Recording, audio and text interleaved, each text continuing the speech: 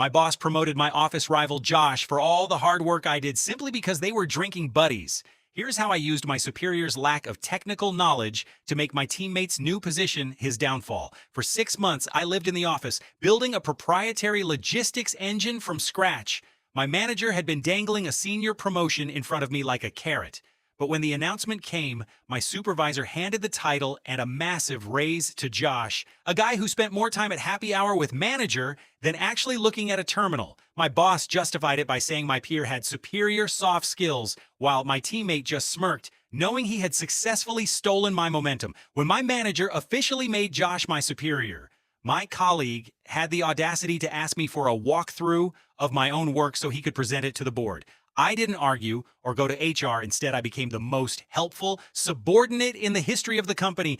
I told Josh that the system was so advanced, it required a specific manual integrity handshake every 6 hours to prevent a security lockout.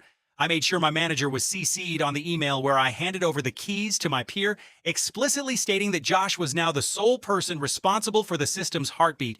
What my boss didn't realize, that Josh was too lazy to verify that this handshake was an unnecessary script I'd added that only I knew how to automate. To my coworker, I gave a complex manual procedure that required him to be physically present at his workstation or logged in via a secure VPN at exact intervals. On the night of the high-stakes global launch, Josh and his friend were out at a high-end lounge celebrating their big win.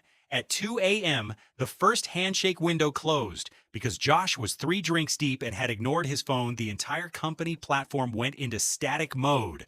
My boss called me screaming, but I told my manager that since Josh had claimed sole technical oversight in the transition logs, I no longer had the administrative permissions to override the lockout. I told my manager, I'm just a junior developer now. Remember, Josh is the one with the master access. The system remained dark for 14 hours, costing the firm millions in lost contracts. By the time my manager arrived the next morning, the carnage was absolute. My manager tried to cover for his buddy, but I produced the digital paper trail.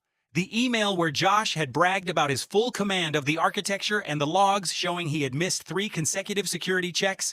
The company fired Josh on the spot for gross negligence and a security breach caused by his intoxication.